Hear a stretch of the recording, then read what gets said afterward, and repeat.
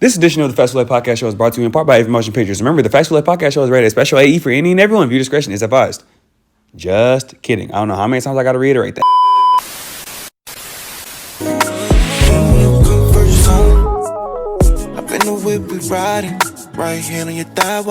Yo, what's poppin'? What's good, everybody? It's your boy Fax.Koolaid with the FAX.Koolaid podcast show, formerly Hola.Koolaid. Always a pleasure to bring y'all back once again to the pod. This is episode 21. As I always say, I'm a speaking out of the app. Let's get straight into it. This episode is not gonna be too long. I mean, even if it is, y'all are loyal. Y'all probably gonna sit through it like y'all always do. We in the man cave with it. We not in our regular studio. We covering things and we getting in and out, bro. Before I talk sports and before I talk Love Island, because, bro, lately I've been talking Love Island. I've been getting annoyed by it. We got to get into it. But I got to give y'all 8 things for Gen Z.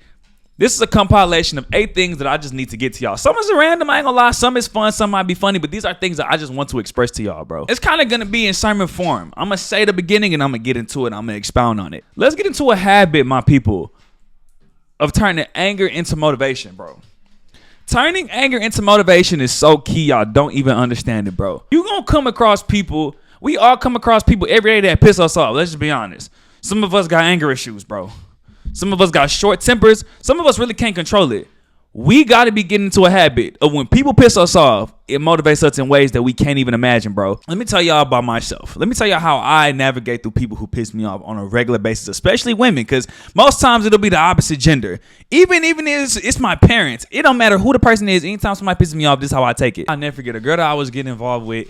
One night, she had pissed me off, bro. Like, I was, like, dead it. She had me teed. That night, after she pissed me off, I didn't go and try to get back. I didn't go and try to, feel me, get some type of revenge or nothing like that. I'm not going to bench my homeboys about telling them how she just pissed me off and she got me effed up. I took my ass to the lab, bro. I went to the lab, got busy. You're reminding me why I need to lock in, bro. That's how I navigate through people who piss me off on a regular. Me getting pissed off on a regular reminds me that 9 times out of 10, I'm not focused on the right thing I'm supposed to be focused on right now. I always tell fellas, anytime a girl do something that you don't like and it piss you off, you should be running to the grind every single time. The grind should be your escape every single time, bro. Man, what? You piss me. It doesn't matter who you are, bro. Anytime I get pissed off at anybody, I get remotivated. You're reminding me I need to get to this money. You're reminding me I need to fix myself. You're reminding me that I need to become the person that I need to be. Probably being around you and talking to you, getting pissed off in the first place is taking me and distracting me from that. Let's learn to turn anger into motivation, ladies and gentlemen. Now, number 2, and this has to do with friendship. And I'm saying this because I feel like many people don't understand this. So I made sure that to mention it and give it time in this episode. We got to understand growing up. This is something that adulting has showed me profoundly. An expired friendship is not a beef, bro. It's not a beef at all. An expired friendship is not a beef. Growing apart is not beef. You outgrowing somebody or vice versa is not beef. When you grow up, some people have already realized this. Some people are realizing it. Some people will realize it later in life. You go from a lot of close acquaintances, close friendships to being distant friends. You should always understand what it is to be a good distant friend, because the more you grow, the more you realize you're going to have to be a distant friend, bro. The same people that you hung out with in college that you used to kick it with, even if it was in high school, you feel me? You're going to end up going from close friend to distant friend. Now, the thing about me and my partners, this is what I love about us, bro. We all understand the dynamic of what it means to be a good distant friend, because you're going to have them. I always say this, bro. I might not be the same person that, you know what I'm saying, was able to talk to you every single day, but on that distant level, you know what it is. I got bros in my life. I might not talk to them for days, hell, even weeks, shit, even months if it really gets to that point. We all busy, but they know what it is, though, bro. You don't got that understanding within your friend group. They're going to see it as beef. They're going to see it as, nah, we fell out. Nah, we ain't fall out, bro. Especially when it comes to female friend groups, you feel me? We see that a lot. I'll ask somebody, yo, like, you still cool with old girl? They'll be like, I don't think so. We don't be talking. I'll be like, did y'all have like an argument or something? They'll be like, nah, we just don't be talking. I'm like, bro, y'all did not fall out for real. Y'all are just distant. Knowing that distant friendships will come when you get older is the key to keeping those friendships intact, bro. Because when it comes to me and my bros, literally, even the other day, I hung out with some of my brothers. I haven't seen these boys in months, bro. But they know what it is every single time. Especially when y'all are all getting to the money, when y'all all handling business, bro. You understand that distant friendships will be there, bro. It don't mean that y'all falling out, bro. It's not beef. It's nothing. These are the same people that even though we not calling and texting every day, when it's time for you to really need me for real, you know I'm gonna be there, bro. That's the key to the distant friendship factor that you end up getting to, bro. Understanding that if you still need me, I still got you. We just not probably gonna talk every day like how we used to, and that's cool, bro. These are the same people. It's guys, it's women and guys in my life right now. We don't talk every single day, but you know what it is.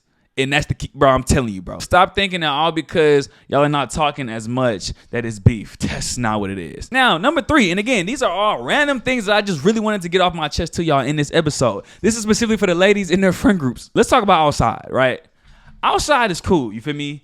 Outside can be cool at times. I'm not saying anything wrong with being outside. But homegirls, let me tell y'all something directly. Some of y'all homegirls don't want to be outside like that, bro. I'm telling you this for real. They would rather be inside with their boo. They want to be in love. They're lover girls, bro.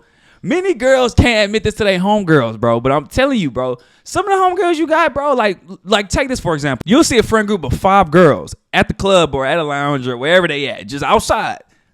2 of the girls is turned, but the other 3 girls is chilling on their phone. Other 3 girls probably wish they was at home. Probably chilling, laid up, whatever. Not to say that they don't enjoy being out with you. You got to understand which of your homegirls like that outside culture and which homegirls really don't want to be there for real. Your homegirls want a boyfriend, yo. Your homegirls don't want to be players. They want to be lover girls, bro. They don't want to be outside getting approached by all types of men all throughout the night. You feel me? Especially your extra pretty friends, bro. You'll really be shocked, bro. And this is something I think college taught me a little bit. You'll be shocked. All these girls, bro. And I guess I'm morphing this into another conversation, but this is what happens on the FAX.Koolaid podcast show. You'll be surprised how many girls with rosters, all these girls or all these dudes in their DMs, they really don't care about any of that stuff, bro. They would much rather be in the crib, laid up, talking to only one guy every night. Yeah, they can make it seem like the motion that they got is proficient or whatever. They really don't want that, though. They want to be lover girls, bro. Like, that was really one of the things that shocked me when I really learned that for real some years ago. These girls, the finest, the baddest of women, prettiest, the most godly too even. They don't care for the outside life like that, bro. They wish they was one guy laid up, just spending time with one person. They don't care about the DMs. They don't care about being approached. They don't care about none of that. Some girls will try to, portray it as if it's fun, having that pretty privilege. Oh my God. You'll be surprised how many girls don't care about none of that. Learn how to read your friends, ladies. That's basically all I'm saying. Now, this is for the fellas. In relation to girls too. This is number 4. Fellas, do not date a baddie. And I'm not even going to say baddie, but let's just say it for the, for the sake of the title of the point. Don't date a baddie if you can't handle a baddie. And everybody knows this, but people really don't apply it. I know a homeboy that didn't know how insecure he was until he had his first baddie. This is not for the weak, bro. There was this girl that he went to high school with. She wasn't ugly in high school, but she just wasn't one of the baddest. You know how dudes used to rank the girls in the high school, you feel me? She was never in the top 20, but she was probably in the top 30. 3 years later, we in college, they finna graduate. He ends up reconnecting with the girl. The girl's bad as hell now. Like, this girl, it could be a model. Not gonna lie to you. You know how Houston and Dallas women be. But the girl is bad. They reconnect. She still likes the dude because she liked him in high school. She sees him years later. He's doing this thing. But it's very clear that she is now the person that's driving the boat when it comes to looks. They start dating. That's when the trouble begins. Not physically, but mentally for him because he never dated a baddie before, bro. This man one night called me, bro. She's freshening up in the bathroom. She leaves her phone in front of her man on accident. She leaves her phone open on accident, yo. 15 minutes later, again, she's in the shower. This man calls me, Koolaid, bro. I just went through this girl's DMs and I literally cannot breathe right now. I just went through this girl's DMs and I'm literally having an anxiety attack right now. The things that, the emotion that my girl really got, I don't know if I can handle this, bro. The things that these dudes are saying in her DMs, bro, I might not be able to eat tomorrow, bro. Like, I wish I did not see this. I told him, I was like, okay, is she responding to any of them? He says no. I'm like, okay, you're good, bro. Just keep doing what you're doing. As long as she's reassuring you, which is a conversation for another day, ladies, we have to be doing that. And you're good, bro. Bro, I'm telling you, if you cannot handle it, bro, like somebody literally sent me a DM literally saying, yo, Koolaid, is it weird? Literally saying, Koolaid, I need your opinion. Is it weird that I'd much rather mess with a 7, good 7.5 over a 10? And I said, no, that's very common nowadays because most dudes understand that they cannot handle what comes with dating a very pretty woman, as we call handle being with a baddie. You feel me? The motion is out of this world. Some people just can't handle it. But when you got a girl that's reassuring you often that, you know what I'm saying, you don't got nothing to worry about, which in that case is something you may need for real, for real. I know my partner for sure did, and they still good right now. That's the key to it. But fellas, beware when you shooting out all these 10s and everything, all these top tier women, like high standard, high level women. understand that's what it comes with. I feel like a lot of folks did not know that. Now, number 5, right? Many people are not aware. I always talk about what people can do to kind of change their trajectory or whatever, things that I've learned from OGs, things that I've seen, things that have worked for me. One thing I'll say that I've never said on this show before, and people are not going to like this, it might make them roll their eyes. Start waking up early, ladies and gentlemen. Wake up early. And when I say early, I'm talking about like stretch your limits for real. I'm talking no later than 7 a.m. Really? The dogs? We good 6 a.m., 5 a.m. Let me explain why we do that. Because it very well might sound weird to the average person. Here's my personal philosophy when it comes to waking up 5, 6 a.m., right? One of the reasons why I do it, you got to think about it. If you're looking at each day as overcoming your challenges and trying to stay disciplined, trying to stay locked in, what greater way is there to be locked in by starting your day with something that's difficult? I wake up at 5, 6 a.m. because it's difficult to do. When I've now woken up at 5, 6 a.m., I've now overcame something that's very difficult. I've started my day with a win, like a hard win, bro. You start your day by doing something that you don't want to do instantly. You're going to go throughout your day realizing that most of the tasks that you want to do is not as hard as you getting up 5, 6 a.m., bro. Fact of the matter is, for most of my days, and I do a lot in every single freaking day, that waking up at 5, 6 a.m. oftentimes is going to be the hardest thing that I have to do every single day. Everything I want to do after that is easy freaking work. Easy cakewalk. It's going to be easy for me to go to the gym and grind. It's going to be easier for me to go to the gym and hit that hard set. It's going to be easier for me to sit on my keyboard and practice for an hour. It's going to be easier for me to edit 5 videos. The discipline started already from me hearing my alarm at 5, 6 a.m. and not turning over and actually getting up. Also, you also come to find out most winners, most successful people experience that time where they start waking up early, bro. That's another thing. If you're waking up at 5 or 6 a.m., you not bullshitting. Like, I'm just, let's just call it what it is, bro. At my church, right, every Tuesday, there's like a Zoom where everybody gets on and like they pray. It's at 6 a.m. on Tuesdays, bro. One of the reasons why they have it at 6 a.m. on Tuesdays is because only serious people can wake up at 6 a.m. to do anything, bro. You're not waking up for work. You got to be a serious individual to wake up 5, 6 a.m. So when you're that serious individual that's waking up for 6 a.m. for a prayer, oh yeah, your heart is in it. Your heart has to be in it if you're waking up that early to pray. You got to mean business for real. That's also why you see people go to the gym that early. I really wish people could have the discipline to experience going to the gym anytime before 7 a.m. You realize those are the dogs. Those are the dogs, bro. Those are the people that are sick. Bro, you're not going to see somebody go to the gym before 7 a.m. and be bullshitting their reps. You're not going to see somebody in the gym before 7 and they just BSing. They just going through the motions. No. Those are the monsters, bro. I'm telling you, it's power in the dark morning time, bro. 5 a.m., 6 a.m., anything before 7 a.m., before the sun comes up, bro. Those are the dogs. Those are the monsters. And I hold myself to that standard. Me and my partners, we always do that. We don't sleep in. That's it. It's a requirement, bro. It forces you to pick up better habits. You might not be able to stay up till 1, 2, 3 a.m. because you're going to need that energy in that morning. You got to get up. You got to get up. It's what we all on, and we all want to be rich one day. We all want to be winners, and you'll be surprised that's what most winners do. Number 6, right? Social media ethics. Let's talk social media ethics just right quick, because social media ethics is whooping y'all bad right now. Y'all don't know how to play the game. You'll be surprised how many people be posting themselves out of relationships and potential friendships, bro. I know this one girl. I used to follow this girl. Not only did her bio say not interested, she was like, don't DM me if you're not trying to take me out to breakfast or dinner. Don't hit me up if you're not going to apply pressure. Now, I don't follow the girl. I removed her as a follower because what? But I do this thing where I periodically hit her up and I ask her, yo, has anybody ever like picked up on your note? Like, has anybody ever paid for that lunch, paid for that dinner, paid for that breakfast? The answer is the same every single time. If you trying to get a man, the last thing that you need to be doing, that's not how you play the game, ladies. You talking about you want a man, but you posting on your Instagram story talking about oh, my body's so sore, I need somebody to give me a massage with the eyes emojis. What do you think dudes are thinking whenever you post that type of stuff, bro? Because I'm telling you, us as a whole, unfortunately, are very easy. You might post, oh, I'm hungry today, I need something to eat. And the bum from across the street that does nothing with his life, who really just wants to get with you with no type of substance, might offer you to send you $3, you feel me? Some dudes are going to take the bait, but the dudes that you want one day, more than likely they're not going to take that bait. You posting that dudes can't hit you up unless they're willing to buy you dinner, you feel me? And you wonder why nobody has tried to take you out, bro. And y'all know how I am, bro. Same thing with the fellas, bro.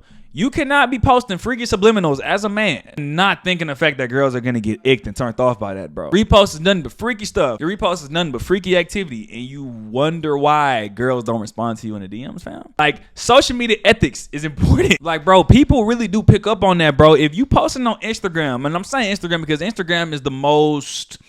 what's the word? Portrayal type of app that we got. You're somebody, you posting on you posting your portrayal on Instagram is that you're that girl. That you're her. You can get any man that you want.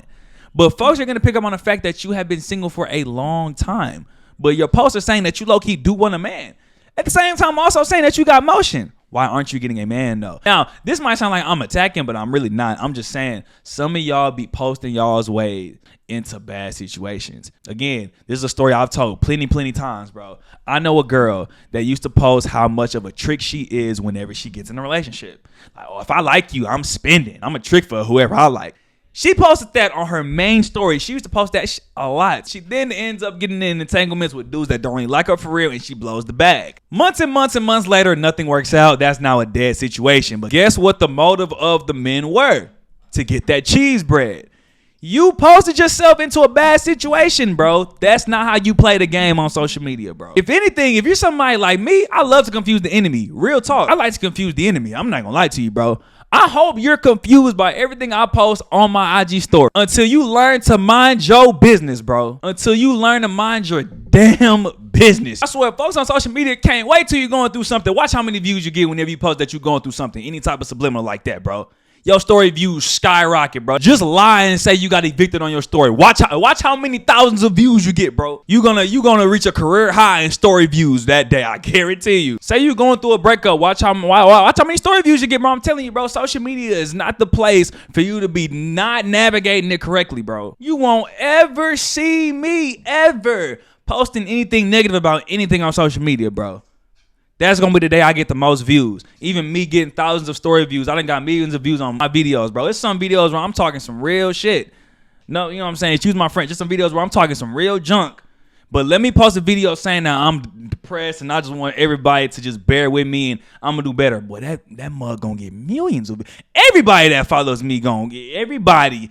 Folks that haven't liked a single video in years going to be in them views. Watch. Confuse the enemy. Learn to use social media ethics.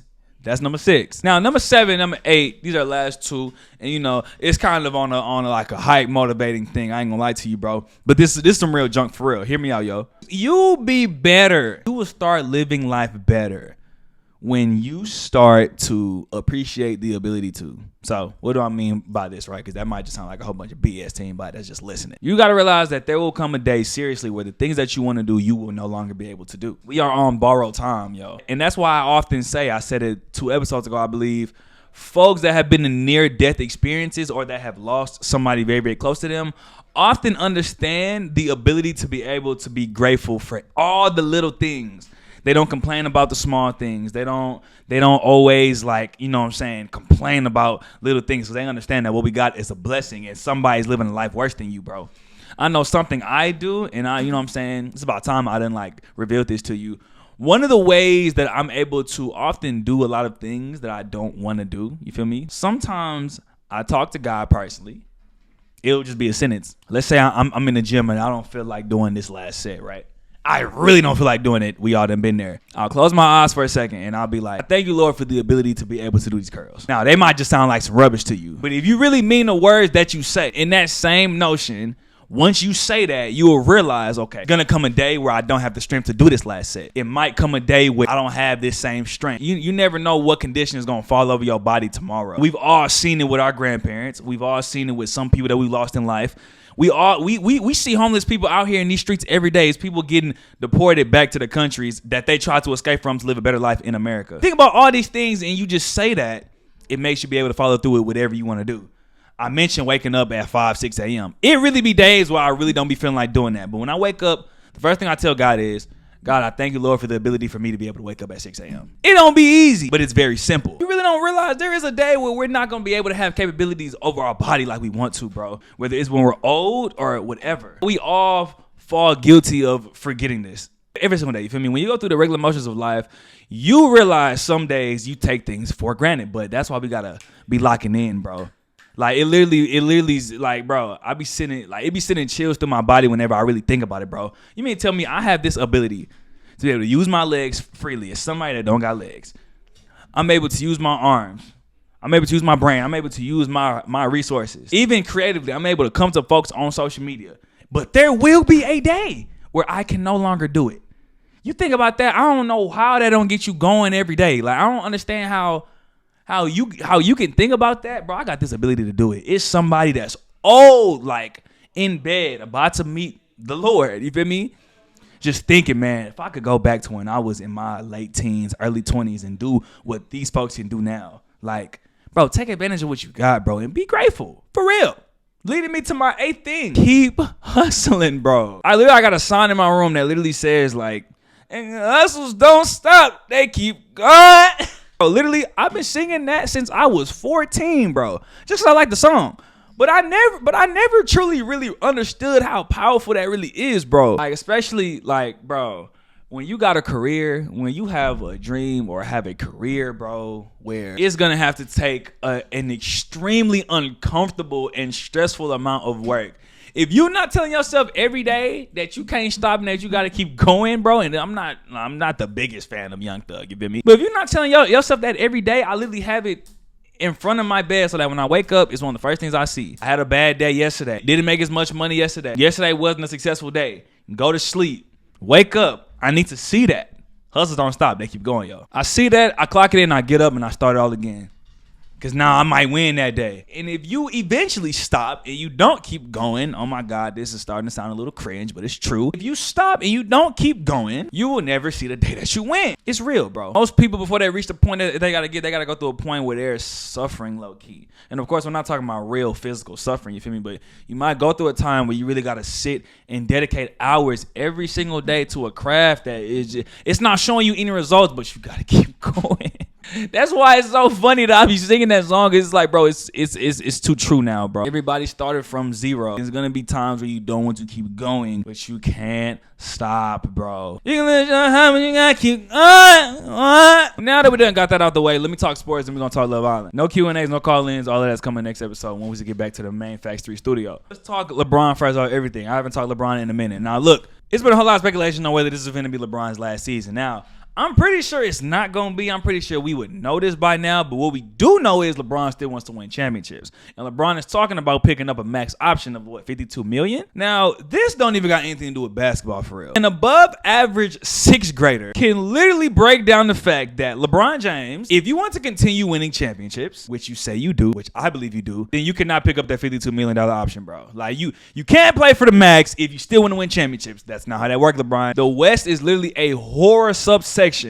And you think that you can pick up $52 million knowing y'all still need players. Y'all just picked up DeAndre Ayton, but DeAndre Ayton literally has not played good in the last couple of years. He's not enough. You need more. And you trying to pick up $52 million? Now, the reason why I'm saying this is because we don't get LeBron for too much longer, ladies and gentlemen. We got to appreciate the time he has. The more we see LeBron play, the longer we get him in the playoffs, it's better for all of us. Not going to lie to you. And it's better for him, too. LeBron, as we know, is probably one of the richest athletes to ever touch God's green earth.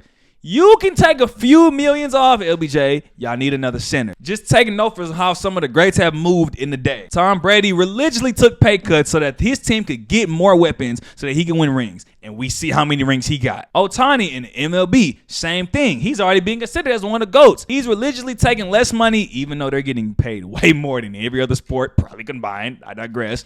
He's still taking pay cuts so that his team can get weapons so that they can get more rings. Folks are even still doing that in the league now, bro. You look at somebody like Kevin Durant religiously taking pay cuts so that his team can take weapons, sign guys for more extensions so that they can keep their weapons. Just overall helping the team. You know, I'm not saying LeBron has never done something like this, but it's like, yo, like, we don't have a whole lot of you left. And if you really want to win rings, you know you cannot pick up that max. Stop it, LBJ. Some things are still lacking if you really want to get that ring. Now, speaking of Lakers, let me talk about Chris Paul. Because he's about to retire. He's been hinting that retirement is on the table. Now, I'm not no rocket scientist. My opinion probably doesn't matter, even though I know NBA players have seen my videos at times.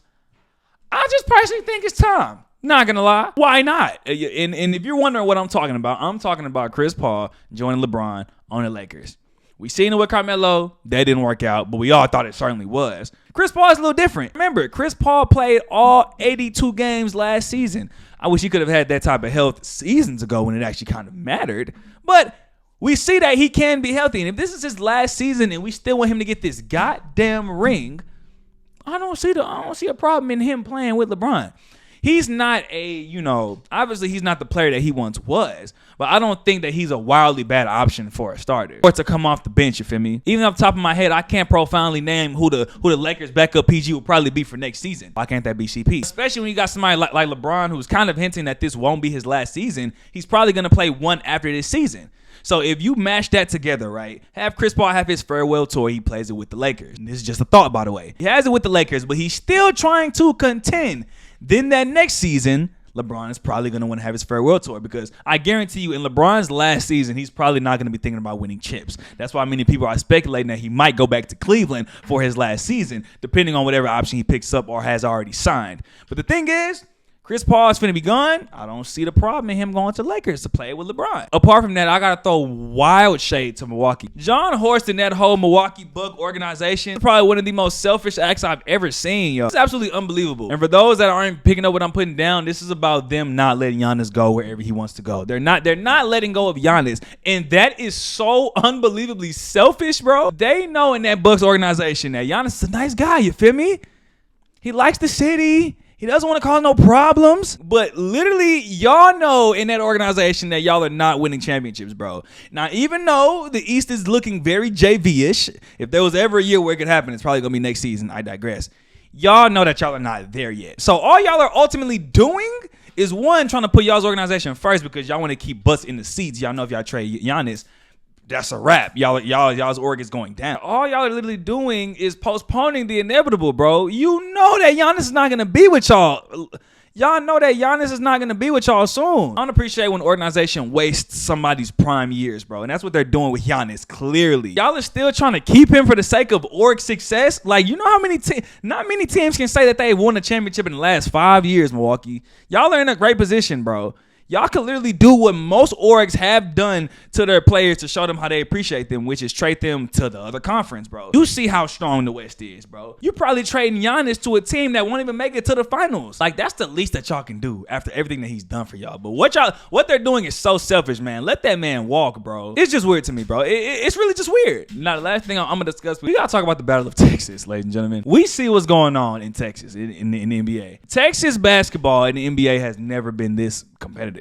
It's actually quite scary. Not gonna lie to you. Like, this is actually becoming very scary, bro. These games between Houston and Dallas and the Spurs and Houston, are gonna be some of the most expensive basketball games. Like, yo, when you really think about the matchups, everything that's gonna happen, I don't think Texas basketball has ever been this prolific. These games are going to be absolute cinema. Like, we talking about LA Boston type rivalries. We talking Golden State and Cavs type games, types energy, bro. Every single game that they play is going to have playoff like atmospheres, bro. I'm saving money right now because I know I got to be at them games where it's Dallas versus the Rockets for sure. Whether it's in Dallas or Houston, y'all going to see me there. It's going to be crazy. Now, let me speak on the player who I got to give the shine to, bro, because I'm just so excited for my team. Obviously, y'all know I'm with the Rockets. I'm going hometown this year, bro. Amen Thompson. You want to know what's the scariest thing about Amen Thompson? And then also in relation to the Rockets? All Amen Thompson has to do is just improve a little bit. Just a little bit. Just a little bit. Maybe a little bit of a consistent jumper. And it's GG's. It's straight curtains, bro. If Amen Thompson does it's low-hanging fruit, bro. If he just improves just a little bit, it's curtains for the league, bro. If you're seeing the plays that he was putting on last season, the athleticism, the defensive canny, the defensive awareness, the defensive aggression, the drive, the power, literally everything is there. If he just improves a little bit, oh my God, every team in the league is food, bro. Like, really hear me out and really understand. They're going to be scouting for this man if he improves just a little bit. And folks know it, bro. Folks know it. That's why we got rid of Jalen Green. Not going to lie to you. When Kevin Durant said that he wanted to get to Houston, I said, oh, pack Jalen Green's bags right now because this is going to happen because there's no way that they're letting go of Amen Thompson. And we still kept Şengün. We still got Fred. And we just got Dorian Finney. Yeah, it's curtains. Everybody's food. Now, I ain't gonna lie, I do got to be spending more time talking NBA topics. I'll probably have some topics probably be at the beginning of my episodes in the near future because I feel like as I get to the end of episodes, I kind of rush it a little bit. And I know that especially, and I guess I can afford to get away with it now because right now there's no official like sports season that's really in flight right now. Obviously, WNBA is popping, but as time goes by, I will work on that for sure. Now, let's speak Love Island before I end this episode. I'm not even here to talk about the BS that happened with y'all allowing the woman who smashed a guy in the bedroom and couldn't kiss them in public to be kept on the show over Taylor and Clark. I'm not going to speak on that. I'm not going to speak on Iris and Pepe, though they're cute, but it's still trauma love. I'm not going to speak on them being saved over Taylor and Clark. What I'm going to speak on is the general consensus that the new Love Island fans are ruining the show. Let's just call a spade. And that specific consensus is if you started watching it during season 6, anytime after that, you're a new fan. Now, you might not be this type of fan that everybody's talking about that I'm finna refer to because I'm finna get on ass. But it has to be addressed, not gonna lie to you. This season has shown me it's very clear that there is a overwhelming large majority of fans who just started watching Love Island this season. When I say a large majority, and you can tell by the way that folks are acting behind this season, the weird parasocial relationships, the digging for information on characters, the obsession. Y'all are seeing what some of these characters are doing, and y'all are not even knowing that we didn't see this in Love Island history, bro. Even going back to the UK days, going back to the early 2000s days, bro. Folks is talking about Taylor and Olandra's situation. You would have hated Mimi and Ayo from a few seasons ago on the UK. Folks talking about Hood and how she's unstable, how she's crazy. Oh, you don't even know who Storm Anna is, bro. Like, y'all are saying these things as if Love Island is new. And y'all are not even understanding that everything that we've seen this season, other people have did. You think that Jeremiah was the first person to play the game? Like, you think Shelly was the first person to be in a love triangle in Love Island history?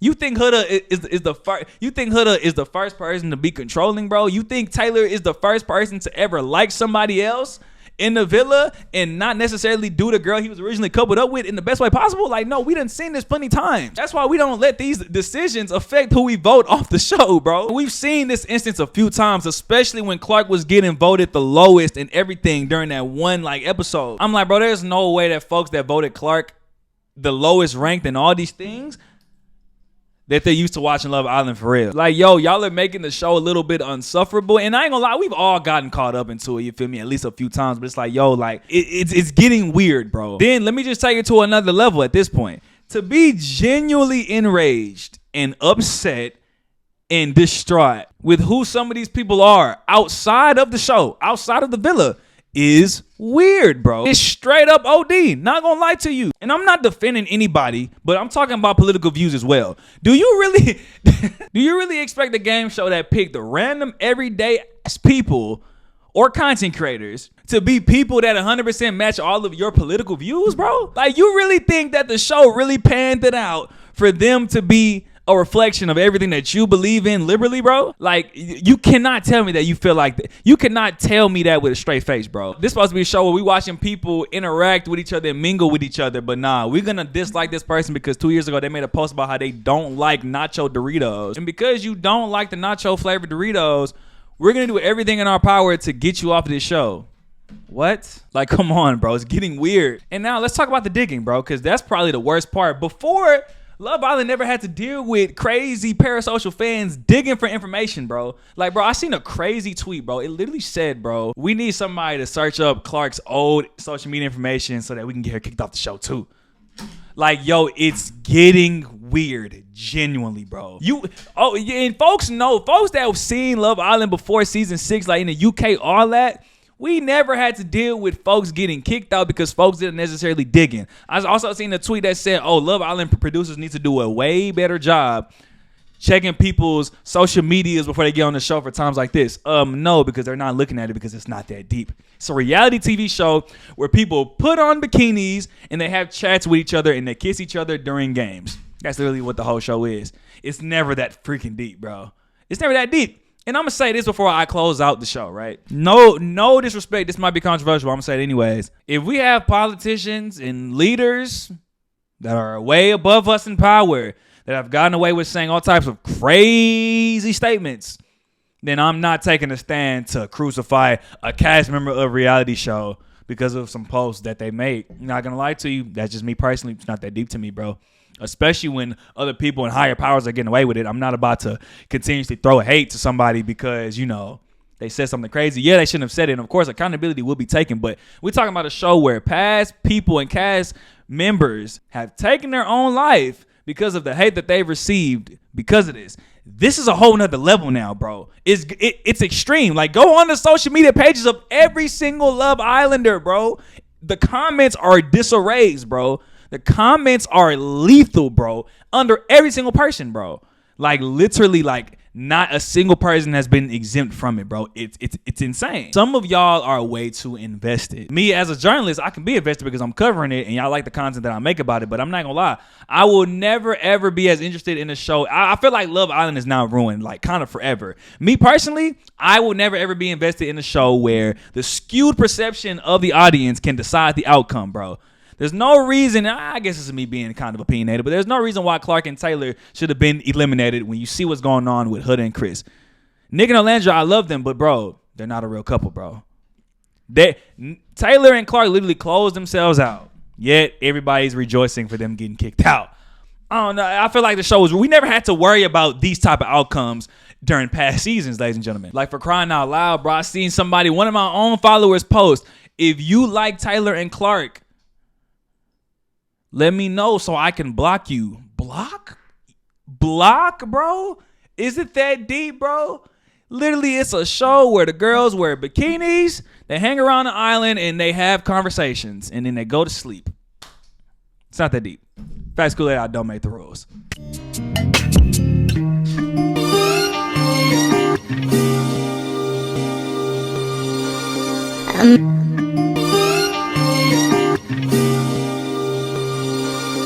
Imagine seeing